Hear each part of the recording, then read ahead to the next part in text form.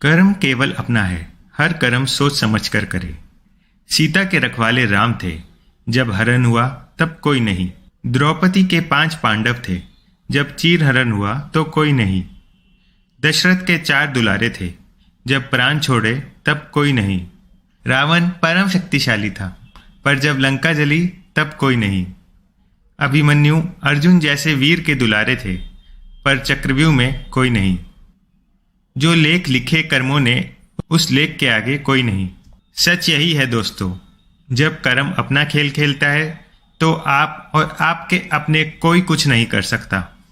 हमें इस जन्म के और पिछले कई जन्मों के कर्म फल भुगतने ही है, चाहे वह कल भुगतने पड़े या सालों बाद या अगले जन्म पर।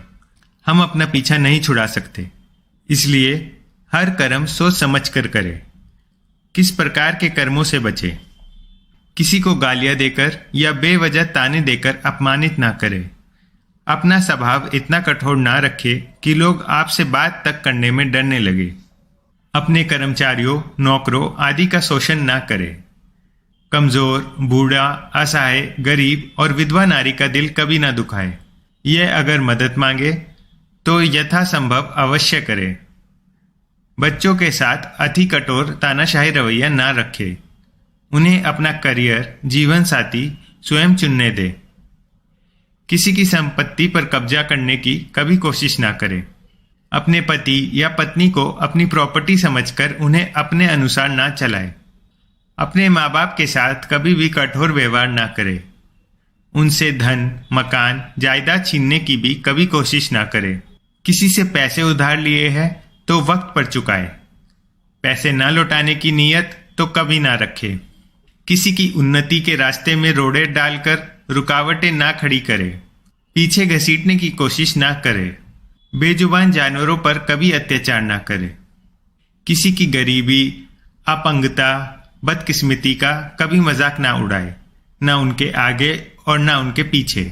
याद रखें, ये वक्त का पहिया है जो कभी भी कहीं भी घूम सकता है। अंत में यही कहूँगा कि सच तो ये है कि अच्छे कर्म करके, किसी की मदद करके, किसी को खुशी सुख देकर हम उनकी दुआएं कमाते हैं, और बुरे कर्म करके किसी को दुख देकर हम बद्दुआएं कमाते हैं। यही हमारे अच्छे और बुरे कर्म फल बनते हैं, जो किसी न किसी रूप में सामने आते हैं। कर्म का भोग कैसे भोगते हैं? एक समय की बात है, एक पति पत्नी थे। पति पत्नी जंगल में अपने घर की तरफ जा रहे थे। चलते चलते उन्होंने एक पेड़ के नीचे विश्राम करने का सोचा। पति अपनी पत्नी की गोद में अपना सर रखकर सो गया। तभी वहां पर एक योद्धा आया। योद्धा भी विश्राम करने के लिए पास वाले पेड़ के नीचे बैठ गया। पत्नी उस योद्धा से कहती है, मैंने कभी अपने जीवन में तलवार नहीं देखी, क्या आप मुझे कुछ समय के लिए अपनी तलवार देखने का मौका देंगे? योद्धा को उस औरत की बातों पर विश्वास हो जाता है और वह तलवार उस औरत को देखने के लिए देता है। औरत तलवार पकड़ते ही अपने पति का गला काट देती है और तलवार योद्धा की तरफ फेंक देती है और खुद नगर की तरफ भागते हुए कहती है, इस योद्धा ने मेरे पति को मार डाला। ये बात राजा तक पहुंची। राजा ने उस औरत की बात को सुना और योद्धा को दोषी ठहराया।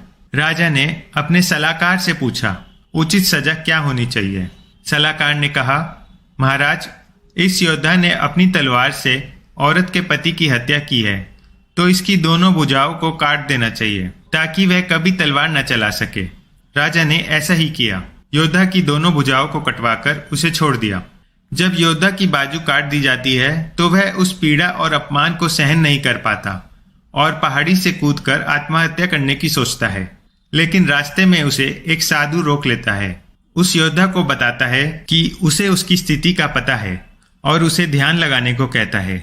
योद्धा साधु से पूछता है, बाबा, मेरी गलती क्या है?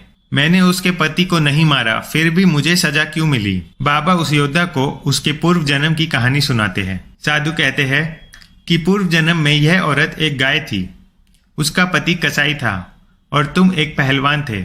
एक बार यह गाय कसाई से अपनी जान बचाकर भाग निकली। कसाई ने शोर मचाया, गाय को पकड़ो। वह भाग गई। कोई भी गाय को पकड़ने आगे नहीं आया। सब जानते थे कि यह गाय को पकड़कर मार देगा, पर तुमने अपनी शक्ति का प्रदर्शन करने के लिए आगे आए और अपनी भुजाओं से उस गाय के सींग पकड़कर उसे रोक दिया और उसे कसाई के हवाले कर दिया। कसाई ने उसे मार दिया। वह गाय उसकी पत्नी के रूप में है और जो कसाई था इस जन्म में उसका पति था। उससे अपना बदला लेने आई थी और तुमने उस गाय को अपनी बाजुओं से पकड़ा था, इसलिए उसने तुम्हारी बाजू भी कटवा दी। तुम्हें अपने पिछले जन्मों की कर्मों की सजा इस जन्म में भोगनी पड़ रही है। इसलिए कहते हैं कर्म फल भोगना ही पड़ता है, इस जन्म में नहीं तो अगले जन्म में। हमें सदा अच्छे कर्म करने चाहिए।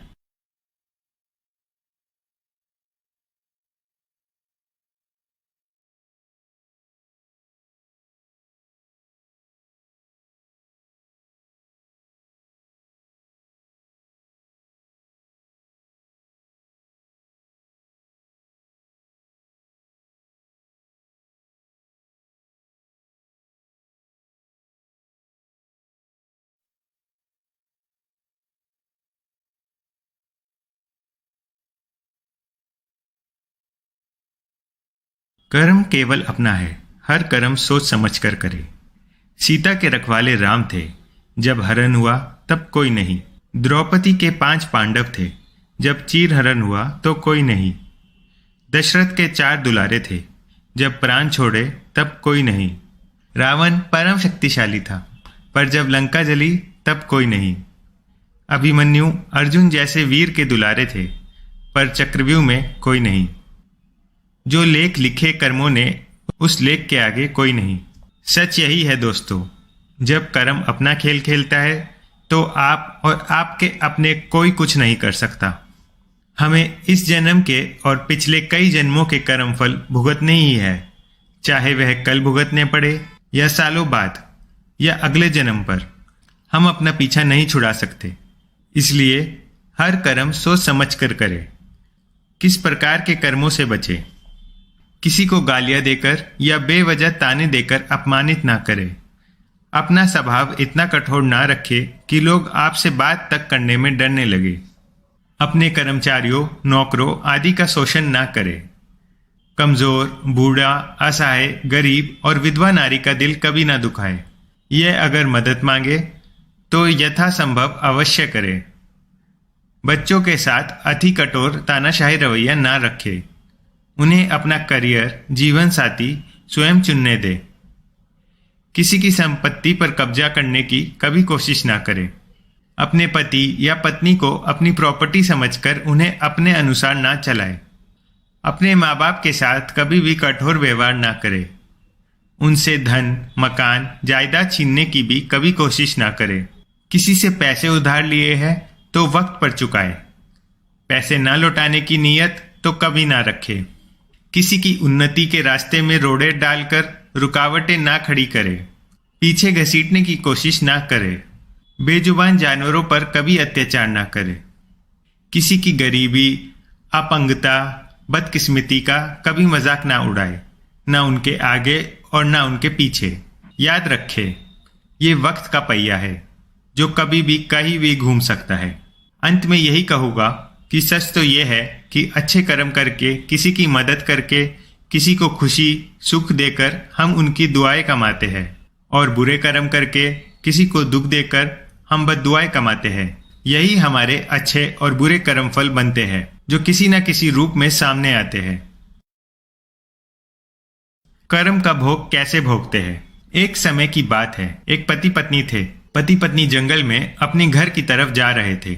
चलते चलते उन्होंने एक पेड़ के नीचे विश्राम करने का सोचा। पति अपनी पत्नी की गोद में अपना सर रखकर सो गया। तभी वहां पर एक योद्धा आया। योद्धा भी विश्राम करने के लिए पास वाले पेड़ के नीचे बैठ गया। पत्नी उस योद्धा से कहती है, मैंने कभी अपने जीवन में तलवार नहीं देखी, क्या आप मुझे कुछ समय के लिए अपनी तलवार देखने का मौका देंगे? योद्धा को उस औरत की बातों पर विश्वास हो जाता है और वह तलवार उस औरत को देखने के लिए देता है। औरत तलवार पकड़ते ही अपने पति का गला काट देती है और तलवार योद्धा की तरफ फेंक देती है और खुद नगर की तरफ भागते हुए कहती है, इस योद्धा ने मेरे पति को मार डाला। ये बात राजा तक पहुंची। राजा ने उस औरत की बात को सुना और योद्धा को दोषी ठहराया। राजा ने अपने सलाहकार से पूछा, उचित सजा क्या होनी चाहिए? सलाहकार ने कहा, महाराज, इस योद्धा ने अपनी तलवार से औरत के पति की हत्या की है, तो इसकी दोनों भुजाओं को काट देना चाहिए ताकि वह कभी तलवार न चला सके। राजा ने ऐसा ही किया। योद्धा की दोनों भुजाओं को कटवाकर उसे छोड़ दिया। जब योद्धा की बाजू काट दी जाती है तो वह उस पीड़ा और अपमान को सहन नहीं कर पाता और पहाड़ी से कूदकर आत्महत्या करने की सोचता है। लेकिन रास्ते में उसे एक साधु रोक लेता है। उस योद्धा को बताता है कि उसे उसकी स्थिति का पता है और उसे ध्यान लगाने को कहता है। योद्धा साधु से पूछता है, बाबा मेरी गलती क्या है? मैंने उसके पति को नहीं मारा, फिर भी मुझे सजा क्यों मिली? बाबा उस योद्धा को उसके पूर्व जन्म की कहानी सुनाते हैं। साधु कहते हैं कि पूर्व जन्म में यह औरत एक गाय थी। उसका पति कसाई था और तुम एक पहलवान थे। एक बार यह गाय कसाई से अपनी जान बचाकर भाग निकली। कसाई ने शोर मचाया, गाय को पकड़ो। वह भाग गई। कोई भी गाय को पकड़ने आगे नहीं आया। सब जानते थे कि यह गाय को पकड़कर मार देगा, पर तुमने अपनी शक्ति का प्रदर्शन करने के लिए आगे आए और अपनी भुजाओं से उस गाय के सींग पकड़कर उसे रोक दिया और उसे कसाई के हवाले कर दिया। कसाई ने उसे मार दिया। वह गाय उसकी पत्नी के रूप में है और जो कसाई था इस जन्म में उसका पति था। उससे अपना बदला लेने आई थी और तुमने उस गाय को अपनी बाजुओं से पकड़ा था, इसलिए उसने तुम्हारी बाजू भी कटवा दी। तुम्हें अपने पिछले जन्मों की कर्मों की सजा इस जन्म में भोगनी पड़ रही है। इसलिए कहते हैं कर्म फल भोगना ही पड़ता है, इस जन्म में नहीं तो अगले जन्म में। हमें सदा अच्छे कर्म करने चाहिए।